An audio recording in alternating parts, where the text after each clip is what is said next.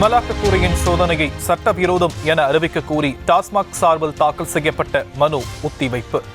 தமிழக அரசு தன்னுடைய பதில் மனுவை அமலாக்கத்துறைக்கு வழங்க உத்தரவிட்டு 8ஆம் தேதிக்கு ஒத்திவைத்தது சென்னை உயர்நீதிமன்றம்.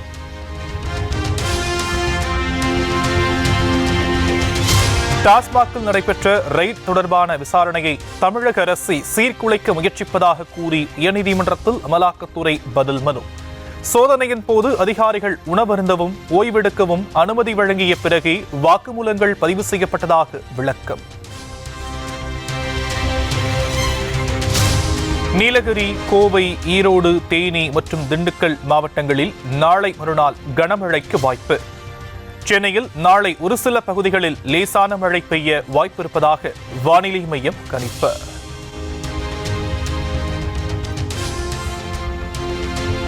4 மற்றும் 5 ஆகிய தேதிகளில் தமிழகத்தின் 15 மாவட்டங்களில் கனமழை பெய்யக்கூடும் என வானிலை மையம் தகவல். கரூர், திருச்சி, தேனி, திண்டுக்கல், மதுரை, சிவகங்கை ஆகிய மாவட்டங்களில் பலத்த மழை பெய்யக்கூடும் என கணிப்பு. கட்சி பாகுபாடு இன்றி அனைத்து திட்டங்களும் நிறைவேற்றப்படுவதாக முதலமைச்சர் மு க ஸ்டாலின் திட்டவட்டம். திட்டங்கள் தொடர்பாக 2 மாதத்திற்கு ஒருமுறை தாமே ஆய்வு செய்து வருவதாகவும் சட்டப்பேரவையில் உறுதி. மாற்றுப்பணி தந்தாலும் அதுவும் சாத்தியமில்லை என்று பதில் வருகிறது என்று சொல்லுகிறது. உண்மைதான், நாம் மறுக்கவில்லை. இந்த திட்டத்தை பொறுத்தவரையில் 2 மாதத்திற்கு ஒரு முறை நாங்கள் ஆய்வு செய்து கொண்டிருக்கிறோம். முதலமைச்சரை நானே அதை தலைமை தாங்கி ஆய்வு செய்து கொண்டிருக்கிறேன்.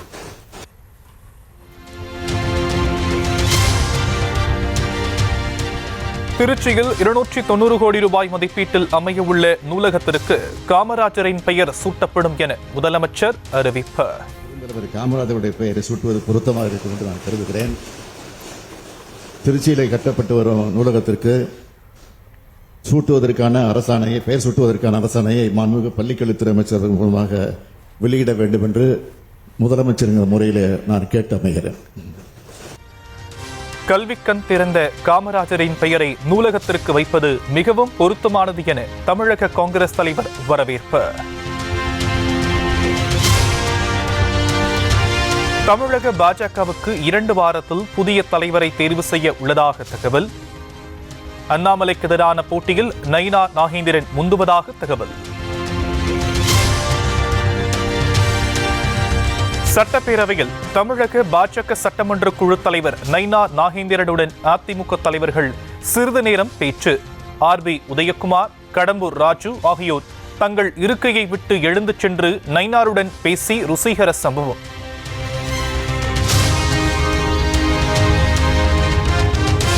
ரகசியமாக டெல்லி சென்று வருவது ஏன் என அதிமுக எம்எல்ஏக்கள் கேள்வி. சிரிப்பை மட்டுமே பதிலாக தந்த முன்னாள் அமைச்சர் செங்கோட்டையன். திமுக, அதிமுக ஆகிய கட்சிகளில் ஏதாவது ஒன்று பலவீனம் அடைந்தால்தான் கூட்டணி ஆட்சி என்ற கோரிக்கை வலுவடையும். தமிழ்நாட்டில் கூட்டணி ஆட்சி முறை அமைவதற்கு இன்னும் நீண்ட காலம் இருப்பதாக விசிக தலைவர் திருமாவளவன் பேச்சு. அமைவதற்கு காலம் கனியும், அது இன்னும் அதுக்கான சூழல் அமையல. திராவிட கட்சிகளில் குறிப்பாக திமுக, அதிமுக ஆகிய 2 கட்சிகளில் ஒரு கட்சி இன்னும் பலவீனப்படுகிற போதுதான் இந்த கோரிக்கை வலுவாக மாறும். வரும் 6ஆம் தேதி தமிழ்நாட்டுக்கு வரும் பிரதமர் மோடியை முன்னாள் முதலமைச்சர் OPS சந்திக்க உள்ளதாக தகவல். ஏற்கனவே EPS சந்திக்க நேரம் கேட்டிருந்ததாக கூறப்பட்ட நிலையில் OPSக்கு நேரம் கிடைத்துள்ளதாக கூறப்படுகிறது. சென்னை மாநகராட்சியில் 2024-25 நிதியாண்டு 2750 கோடி ரூபாய் வரி வசூல். கடந்த நிதியாண்டுடன் ஒப்பிடுகையில் கூடுதலாக 1017 கோடி ரூபாய் அதிக வரி வருவாய்.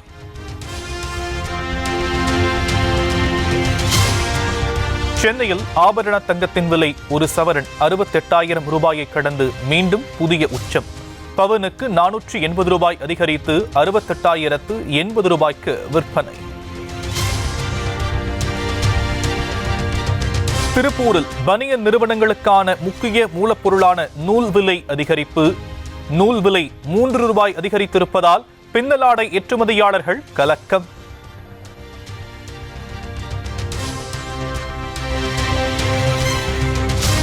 கூட்ட நெரிசலை கட்டுப்படுத்தும் வகையில் நீலகிரி மாவட்டத்திற்கு செல்வோருக்கான இ-பாஸ் நடைமுறை மீண்டும் அமலுக்கு வந்தது.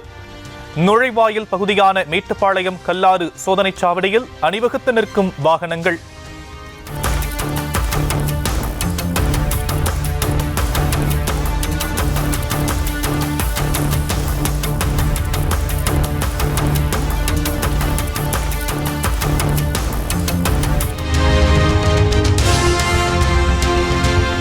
ராமேஸ்வரத்தில் சுற்றுலா பயணிகளுடன் ஆட்டோ ஓட்டுநர்களுக்கு ஏற்பட்ட பிரச்சனையில் ஒருதலைபட்சமாக செயல்பட்டதாக புகார்.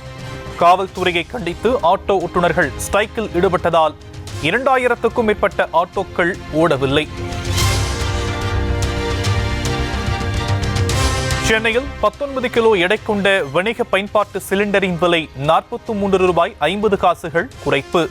கடந்த மாதம் விலை அதிகரித்திருந்த நிலையில் தற்போது குறைக்கப்பட்டு 1921 ரூபாய் 50 காசுகளுக்கு விற்பனை.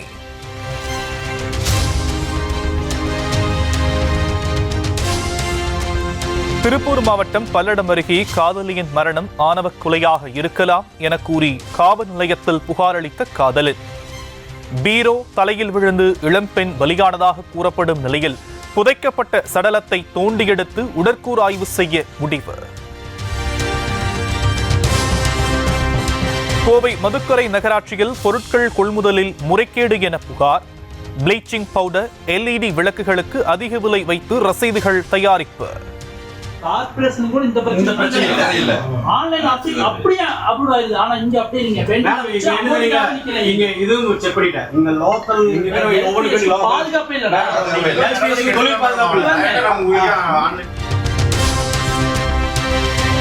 பெண் பத்திரிகையாளர்கள் குறித்து மீண்டும் வரம்பு மீறி பேசிய காமெடியன் SP சேகர்.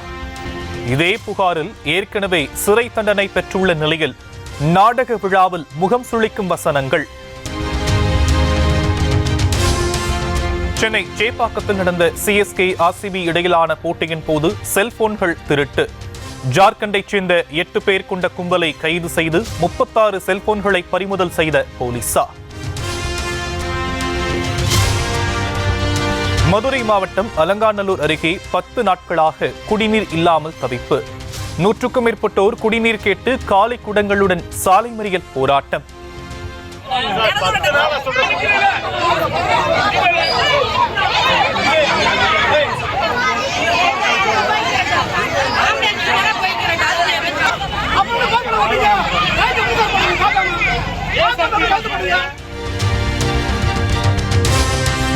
தர்பூசணி வியாபாரம் தொடர்பாக உணவு பாதுகாப்பு துறையினர் வதந்தி பரப்புவதாக விழுப்புரம் மாவட்ட விவசாயிகள் புகார்.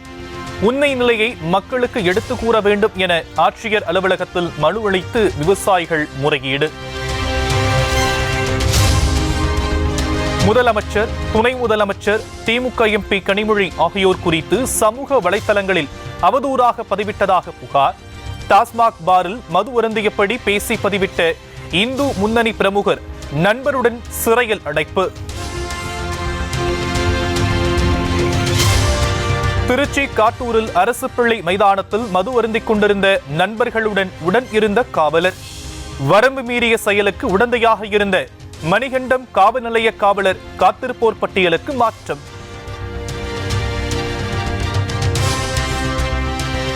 கடலூர் மாவட்டம் திட்டக்குடி அருகே விளைநிலத்தில் ஷெட் அமைத்து கள்ளநோட்டு அச்சடித்த வழக்கில் மேலும் 3 பேர் சிக்கினர். அஜித், சக்திவேல், அரவிந்த் ஆகிய 3 பேரை பிடித்த தனிப்படை போலீசார் ராமநத்தம் காவல் நிலையத்தில் வைத்து விசாரணை.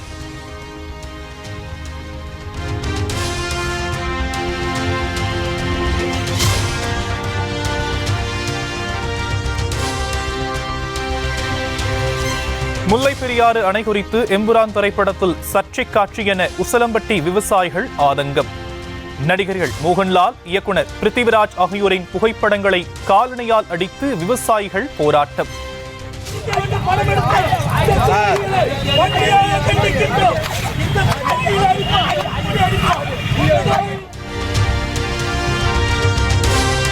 நாடு முழுவதும் நடப்பாண்டு கோடை காலத்தில் வெப்ப அலை வீசும் நாட்களின் எண்ணிக்கை இயல்பை விட அதிகரிக்கும். இந்திய வானிலை ஆய்வு மையம் எச்சரிக்கை. மும்பை பங்கு சந்தை சென்செக்ஸ் குறியீட்டின் 1000 புள்ளிகளுக்கு மேல் சரிவு. தேசிய பங்கு சந்தை நிஃப்டியும் 300 புள்ளிகள் சரிந்ததால் முதலீட்டாளர்கள் அதிர்ச்சி.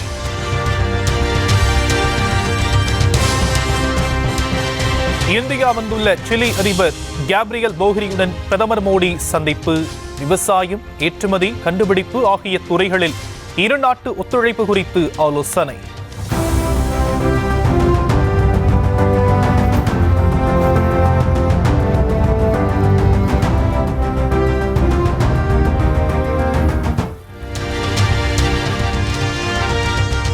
இரண்டாயிரத்தி 18ஆம் ஆண்டு பதியப்பட்ட பாலியல் வன்கொடுமை வழக்கில் சர்ச்சை பாதிரியார் பஜிந்தர் சிங்குக்கு வாழ்நாள் சிறை தண்டனை. பஞ்சாப் மாநிலத்தில் உள்ள மொஹாலி நீதிமன்றம் பரபரப்பு தீர்ப்பு. ஹைதராபாத் பல்கலைக்கழகத்திற்கு பக்கத்தில் சர்ச்சைக்குள்ளான நிலத்திற்கு செல்ல முயன்ற பாஜக எம்எல்ஏக்கள் விடுதியை விட்டு வெளியே வந்ததும் வலுக்கட்டாயமாக கைது செய்தனர் போலீசார்.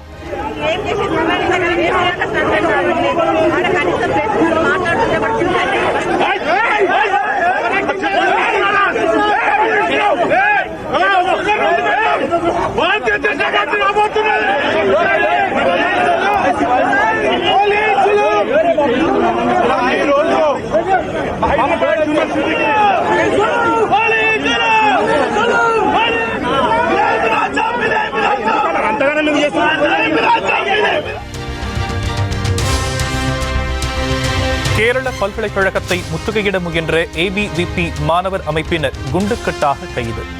MBA தேர்வு வினாத்தாள் மாயமானதாக புகார் கூறப்படும் நிலையில் போராட்டம்.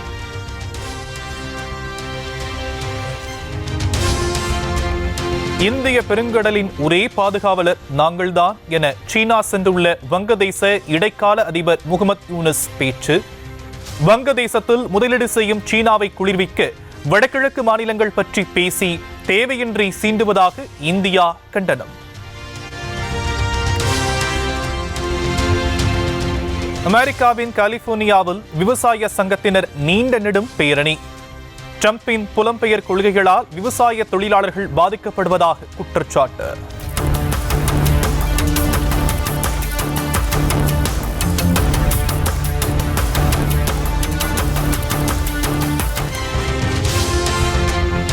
வடகொரிய நாட்டின் தேசத்தந்தையான இரண்டாவது கிம் சங்கின் பிறந்தநாள் விழா கொண்டாட்டம். கொண்டாட்டத்தின் ஒரு பகுதியாக நடைபெற்ற உணவு திருவிழாவில் விதவிதமான பதார்த்தங்கள் தயாரிப்பு.